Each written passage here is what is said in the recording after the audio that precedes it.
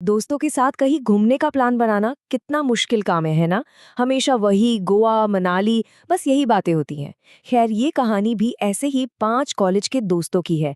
Canteen में बैठे बैठे बोर हो रहे थे, सोच रहे थे कि इस बार कुछ कुछ अलग किया जाए, कुछ रोमांचक। और तभी उनमें से एक मयूर एक ऐसी जगह का नाम लेता है जिसके बारे में सुनकर ही रोंगटे खड़े हो जाएं। एक ऐसी जगह जहां लोग दिन के उजाले में भी कदम रखने से डरते हैं। दुमास बीच। जरा सोचिए, किसी ट्रिप पर जाने से ठीक पहले अगर कोई ये बात कह दे, कैसा लगेगा। और ये कोई सुनी सुनाई बात नहीं थी। ये चेतावनी मयूर को उसकी अपनी दादी ने दी थी। और बस यही एक लाइन थी जिसने एक मजेदार एडवेंचर ट्रिप के प्लान को एक भयानक खौफनाक सफर की शुरुआत में बदल दिया। तो चलिए देखते हैं कि इस कहानी में आगे क्या हुआ। तो जैसे ही दुमास का नाम आया, ग्रुप में बहस छिड़ गई। आधे लोग जाने के लिए एक्साइटेड थे और आधे डरे हुए थे। मयूर को तो पता ही था कि उसके गांव में इस बीच को लेकर कैसी कैसी बातें होती हैं, कैसी कहानियां हैं। लेकिन कभी कभी एडवेंचर का कीड़ा डर पर हावी हो ही जाता है, नहीं? तो एक बीच का रास्ता निकाला गया। जाएंगे, लेकिन सिर्फ दिन में, और सूरज ढलने से 1 मिनट पहले वहां से निकल जाएंगे। पर क्या प्लान हमेशा काम करते हैं? जब वो लोग दुमास बीच पर पहुंचे तो एकदम हैरान रह गए। मतलब कहाँ की भुताहा जगह। यहाँ तो पूरा मेला लगा हुआ था। बच्चे रेत में खेल रहे थे, दुकानें लगी थी, लोग हंस बोल रहे थे। माहौल देखकर तो एक पल को लगा ही नहीं कि ये वही जगह है जिसके नाम से भी लोग डरते हैं। लेकिन जो जैसा दिखता है वैसा हो, जरूरी तो नहीं। और इस बीच की हकीकत तो कुछ और ही थी। इस जगह की सच्चाई सुनकर सच में रोंगटे खड़े हो जाते हैं। मतलब दिन में जहां जिंदगी का जश्न मन रहा है, ठीक उसी जमीन के नीचे सदियों पुराना शमशान घाट दबा हुआ है। लोग मानते हैं कि वहां की जो काली रेत है ना, वो असल में इंसानी राख से बनी है। और सिर्फ राख नहीं, कहा तो ये भी जाता है कि कई अधजली लाशों को भी उसी मिट्टी में दफना दिया गया था।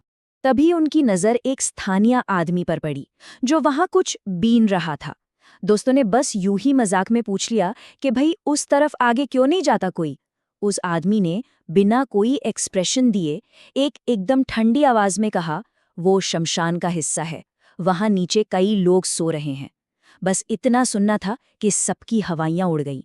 उस आदमी के जाने के बाद ना वहां एक अजीब सी खामोशी छा गई। तभी कुशल की नजर दूर एक टूटे फूटे खंडर जैसे स्ट्रक्चर पर पड़ी।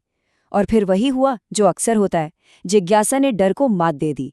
रिया ने उसे बहुत रोका कि शाम हो रही है, चलो वापस चलते हैं, लेकिन वो नहीं माना। कभी कभी एक छोटा सा फैसला ही सब कुछ बदल कर रख देता है। और बस यहीं पर वो ग्रुप बट गया। रिया, आरव और नील ने समझदारी दिखाई और वापस लौटने का फैसला कर लिया। लेकिन मयूर और कुशल, वो दोनों उस खंडर की तरफ आगे बढ़ गए। उन्हें शायद अंदाजा भी नहीं था कि ये फैसला उन्हें कितना कितना ज्यादा भारी पड़ने वाला है। उस खंडहर के पास पहुंचकर वो दोनों तो जैसे दुनिया ही भूल गए। फोटोज खींचने में, पानी में खेलने में इतने खो गए कि उन्हें वक्त का ध्यान ही नहीं रहा। और जब होश आया, तब तक सूरज डूब चुका था, बीच पूरा खाली हो चुका था और चारों तरफ सिर्फ और सिर्फ अंधेरा और समंदर की डरावनी लहरों का शोर था। अब असली पैनिक शुरू हुआ। वापसी का रास्ता उन्हें मिल ही नहीं रहा था। ऐसा लग रहा था मानो वो गोल गोल एक ही जगह पर घूम रहे हों। दोस्तों को फोन लगाने की कोशिश की, लेकिन बात पूरी होने से पहले ही दोनों के फोन की बैटरी खत्म। अब सोचे, वो पूरी तरह अकेले थे। सिर्फ अंधेरा, समंदर का शोर और एक ऐसा डर जो धीरे धीरे बढ़ता ही जा रहा था। और तभी उस खामोशी को चीरती हुई एक बहुत ही मीठी सी आवाज आई, कुशल। आवाज इतनी साफ थी, पर आ कहाँ से रही थी ये समझ नहीं आ रहा था। कभी लगता समंदर से आ रही है, तो कभी लगता कि कोई ठीक पीछे खड़ा है। एक पल के लिए उन्हें लगा कि शायद उनके दोस्त मजाक कर रहे हैं और वो उस आवाज के पीछे भागने लगे। लेकिन फिर एक और आवाज आई, और इस आवाज ने मयूर के कदमों को जैसे वहीं जमा दिया। ये तो उसकी दादी की आवाज थी। वही दादी जो 8 साल पहले अचानक कहीं गायब हो गई थीं और जिनकी लाश तक नहीं मिली थी। उस एक पल में डर क्या होता है, ये उन्हें असल में महसूस हुआ। खौफ ने उनके दिमाग पर पूरी तरह कब्जा कर लिया था। इसके बाद जो होना शुरू हुआ, वो किसी बुरे सपने से कम नहीं था, बल्कि उससे कहीं ज्यादा भयानक था। अचानक हवा में जलती हुई लकड़ियों की बहुत तेज गंध फैल गई।